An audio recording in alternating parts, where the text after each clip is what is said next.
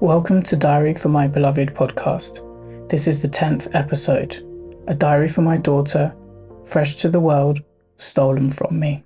Hello, sweetheart. Today you saw a bit of the big city marathon. I'm sure one day we'll do runs together. A bit oddly, the marathon has moved from spring to today because of the pandemic. It was a great time for the event. It was actually really hot, and although not ideal for runners, the spectators enjoyed it. I'd love for you to get into football so you can learn teamwork. It's getting more and more popular, and in particular because of the Lionesses, England's women's team, winning the Euros this year. Swimming could be another good one for you.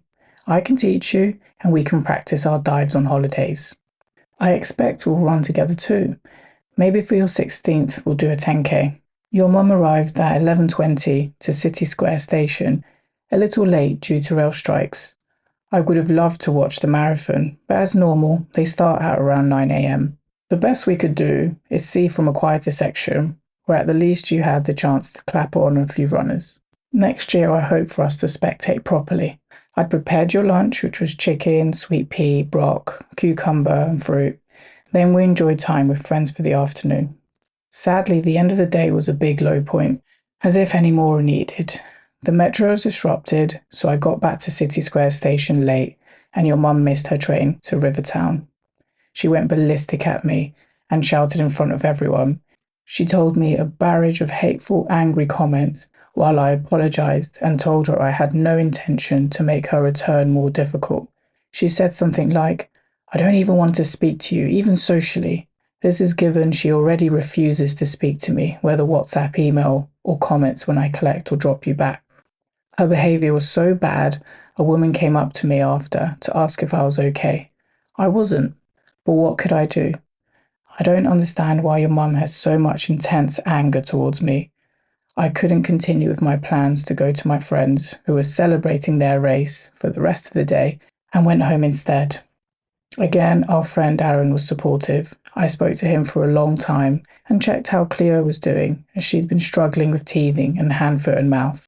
What to do? Your mum seems to be ever more confident, acting with impunity, and very concerningly, starting to make malicious assertions regularly.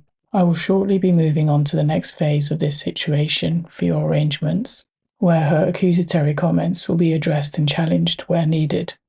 Once mediation is completed, it will no longer be fully within her control how the court escalation progresses, and I don't have other options but to challenge her accusations and ensure I'm defending myself. Otherwise, it looks pretty clear she will use my lack of response as a claim to validity. It's not the first, and I can only dream it will be the last time I say this. All of this is so terribly unnecessary. You have two loving parents, and all our energy should go to squeezing you, playing with you, trying to reach 1 billion kisses on you. Mediation week. It's quite a big time. For the last few months, mediation has been my focus. Your mum still refuses to speak, and to get help from the courts, I have to complete mediation first.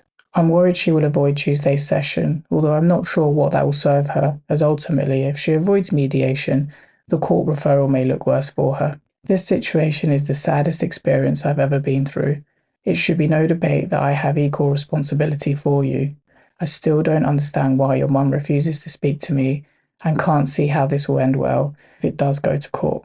I've been told it could take over 6 months until court starts and cost around 5,000 minimum. During this time, your mum will continue to control when and how I see you, and frankly, anything I do wrong could be used against me.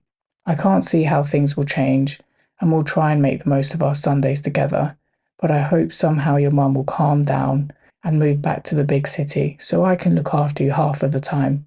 If she doesn't, I guess all I can do is move to Rivertown so I can be with you. My current plan is to get assurance from the court legally enforced order that I can look after you half the time. It will be a bittersweet day if I have to sell my flat without you having enjoyed the room that's yours. Pink curtains may never get the chance to shade you in your bedroom.